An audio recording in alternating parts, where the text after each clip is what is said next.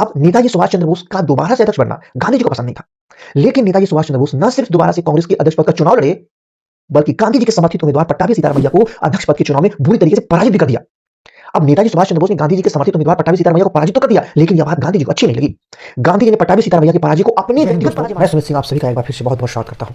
दोस्तों, 23 जनवरी 1897 भारत के प्रथम प्रधानमंत्री, हमारे real super hero Netaji Subhash Chandra Bose का जन्म आज ही के दिन कटक में हुआ था। आप सभी को नेताजी की जयंती की बहुत बहुत शुभकामनाएं। और 23 जनवरी को हम पराक्रम दिवस के रूप में मनाते हैं, ये भी आपको पता होना चाहिए। दोस्तों, नेताजी का व्यक्तित्व बिल्कुल वैसा ही है कि अगर हम नेताजी के व्यक्तित्व पर प्रकाश डालने चलें तो यह सूरज को दिया दिखाने जैसा होगा। लेकिन फिर भी हम यहाँ पर नेताजी के संदर्भ में कुछ प्रमुख बिंदु पे चर्चा करेंगे जो आपको जानना बहुत जरूरी है। वीडियो को अंत तक जरूर देखिए। दोस्तों, नेताजी का व्यक्तित्व इतना बड़ा है जो हर हिंदुस्तानी के दिलों में बसते हैं। नेताजी के व्यक्तित्व पर कितना भी प्रकाश डाला जाए वो कम ही होगा। लेकिन कुछ बिंदुओं पे हम बात करते हैं। सबसे पहले हम बात करते हैं उस ब्रिटिश काल में आईसीएस एग्जाम का, जिसे बहुत बड़ा हौवा माना जाता था, इंडियन सिविल सर्विस। उस आईसीएस एग्जाम को नेताजी सुभाष चंद्र बोस ने 4th रैंक से लंदन में जाकर क्रैक किया, जिसे अंग्रेज भारत में भारतीयों को बाहर रखने के लिए क्या कुछ षड्यंत्र नहीं करते थे, दुनिया भर के षड्यंत्र करते थे। उस आईसीएस एग्जाम को नेताजी सुभाष चंद्र बोस के द्वारा 4थे स्थान में क्रैक करने के बाद लात मार दिया गया, निकलो, नहीं करना है मुझे। यह है नेताजी का व्यक्तित्व। जब वो भारत आते हैं तो उस समय गांधी जी का दौर चल रहा था। भाई, पूरे भारत में गांधी जी का एक अलग ही लेवल का रुतबा था। नेताजी सुभाष चंद्र बोस जब भारत आते हैं तो उस दौर में गांधी जी और चित्तरंजन दास जैसे कलकत्ता के, बंगाल के बड़े नेताओं के साथ नेताजी की मुलाकात होती है और सुभाष चंद्र बोस इनसे प्रभावित होकर एक्टिव राजनीति में कदम रखते हैं। और कदम रखते ही 1921 में ही प्रिंस ऑफ वेल्स के भारत यात्रा के दौरान उसके विरोध प्रदर्शन में नेताजी सुभाष चंद्र बोस को गिरफ्तार किया जाता है और उन्हें जेल में भेज दिया जाता है। यानी कि राजनीति में कदम रखने के साथ ही वो जेल जाते हैं। 1924 में नेताजी के ऊपर क्रांतिकारी गतिविधियों का आरोप लगाया जाता है और क्रांतिकारी षड्यंत्र रचने के आरोप में नेताजी को गिरफ्तार किया जाता है। और न सिर्फ गिरफ्तार किया जाता है बल्कि सुभाष चंद्र बोस को मांडले जेल में भेज दिया जाता है। और मांडले जेल में सुभाष चंद्र बोस पूरे 1924 से 1927 तक रहते हैं। लेकिन दोस्तों, जो सबसे इतिहास का एक चर्चित और विवादित एक तथ्य है वो है त्रिपुरी अधिवेशन। जब 1938 में नेताजी सुभाष चंद्र बोस हरिपुरा अधिवेशन में कांग्रेस के अध्यक्ष बनते हैं तो कांग्रेस के अध्यक्ष बनने के बाद उन्होंने एक राष्ट्रीय नियोजन समिति राष्ट्रीय योजना समिति, नेशनल प्लानिंग कमेटी का गठन किया। और इस नेशनल प्लानिंग कमेटी के गठन में जवाहरलाल नेहरू का भी योगदान रहा। जवाहरलाल नेहरू इसके अध्यक्ष थे। सुभाष चंद्र बोस ने इसको लेकर जो प्लानिंग किया था वो प्लानिंग एक साल में पूरी नहीं हो पाई। इसीलिए जब 1939 में यानी 1939 में जब त्रिपुरी में कांग्रेस का अधिवेशन होता है तो उस त्रिपुरी अधिवेशन में नेताजी सुभाष चंद्र बोस फिर से कांग्रेस का अध्यक्ष बनने का विचार करते हैं और त्रिपुरी अधिवेशन में नेताजी सुभाष चंद्र बोस अध्यक्ष पद के लिए अप्लाई करते हैं। लेकिन सुभाष चंद्र बोस का दोबारा से कांग्रेस का अध्यक्ष बनना एक व्यक्ति को अच्छा नहीं लगता है।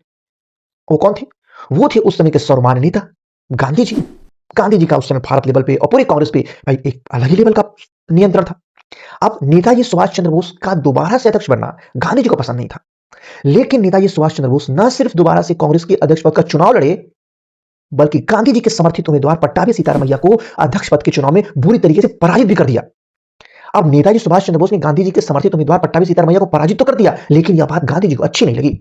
गांधी जी ने पट्टाभी सीतारामैया की पराजय को अपनी व्यक्तिगत पराजय माना। फिर क्या था? यही वो घटनाक्रम है जिसने नेताजी सुभाष चंद्र बोस को न सिर्फ अध्यक्ष पद से इस्तीफा देने के लिए मजबूर किया, बल्कि नेताजी सुभाष चंद्र बोस को पूरी कांग्रेस पार्टी से ही इस्तीफा देना पड़ा। और सुभाष चंद्र बोस इसी घटनाक्रम के बाद कांग्रेस से हमेशा हमेशा के लिए विदा हो लेते हैं। लेकिन कहते हैं ना कि शेर को शिकार करने के लिए झुंड की जरूरत नहीं होती है, शेर अकेला ही काफी होता है। कांग्रेस से इस्तीफा देने के बाद नेताजी सुभाष चंद्र बोस ने अकेले, खुद के दम पे अकेले भारत माता को इन अंग्रेजों के चंगुल से मुक्त कराने की था। लेकिन अंग्रेजों को इस बात का पता था कि नेताजी सुभाष चंद्र बोस का व्यक्तित्व क्या है। इसीलिए अंग्रेजों ने नेताजी सुभाष चंद्र बोस के घर को किले में तब्दील कर दिया था। कलकत्ता में उनके ऊपर निगरानी रखी जा रही थी, गुप्तचर लगे हुए थे। इसके बावजूद भी नेताजी बहुत ही चालाकी से 16-17 जनवरी 1941 को अंग्रेजों की आंखों में धूल झोंकते हुए अपने घर से निकलने में सफल रहे। कलकत्ता से दिल्ली, दिल्ली से पेशावर, मॉस्को होते हुए नेताजी सुभाष चंद्र बोस जर्मनी पहुंचते हैं। दोस्तों, हम बड़ी ही आसानी से इस बात को एक लाइन में पढ़ लेते हैं कि नेताजी सुभाष चंद्र बोस जर्मनी गए, वहां हिटलर से मिले और हिटलर ने उन्हें मदद का आश्वासन दिया। लेकिन हम थोड़ा सा उस पर अगर गौर से सोचें, हिटलर कौन था? हिटलर उस समय दुनिया के सबसे ताकतवर व्यक्तियों में से एक, उस समय दुनिया के सबसे खतरनाक व्यक्तियों में से एक। हिटलर जैसा पर्सनालिटी कहा जाता है कि जिसके कई हमशक्ल बना रखे थे, वो हिटलर जैसा व्यक्तित्व, हिटलर जैसा पर्सनालिटी आखिर नेताजी सुभाष चंद्र बोस से क्यों मिलेगा? नेताजी सुभाष चंद्र बोस तो उसमें भारत के प्रधानमंत्री भी नहीं थे, हमारे देश के प्रतिनिधित्व भी नहीं थे, लेकिन इसके बावजूद भी कहा जाता है कि हिटलर पहले अपने हमशक्ल को नेताजी से मिलने के लिए भेजा और नेताजी ने तुरंत ही उसके हमशक्ल को पहचाना, कहा कि अपने आका को भेजो। हिटलर नेताजी सुभाष चंद्र बोस के व्यक्तित्व से इतना प्रभावित हुआ कि उसने नेताजी सुभाष चंद्र बोस को हर मदद का आश्वासन भी दिया। और यह भी कहा जाता है, कई सूत्रों से बताया जाता है कि पहली बार नेताजी का संबोधन हिटलर के द्वारा ही दिया गया था। अब इससे आप अंदाजा लगा सकते हैं कि भारत से लेकर और विदेशों तक नेताजी सुभाष चंद्र बोस का आखिर व्यक्तित्व कैसा रहा होगा, कैसा व्यक्तित्व था। लेकिन बात इतनी तक नहीं है, असली लड़ाई तभी बाकी है, आजाद हिंद फौज की लड़ाई। नेताजी सुभाष चंद्र बोस जर्मनी से जापान और सिंगापुर आते हैं, जहां पर वो वापस से आजाद हिंद फौज का पुनर्गठन करते हैं, जिसमें रास बिहारी बोस की महत्वपूर्ण भूमिका थी। सुभाष चंद्र बोस ने आजाद हिंद फौज का केवल गठन नहीं किया, जो एक बहुत ही महत्वपूर्ण बात है, जो हर व्यक्ति को, हर भारतीय को पता होना चाहिए। 21 अक्टूबर 1943 यह डेट इतिहास में अविस्मरणीय होना चाहिए हर भारतीय के लिए। 21 अक्टूबर 1943 को सुभाष चंद्र बोस ने स्वतंत्र भारत के अस्थायी सरकार का गठन किया था। इसमें 21 सदस्यों वाली मंत्रिमंडल थी, जिसमें नेताजी सुभाष चंद्र बोस प्रधानमंत्री, विदेश मंत्री, युद्ध मंत्री और सेना के सर्वोच्च कमांडर के पद पर थी। यह कोई मामूली घटना नहीं है।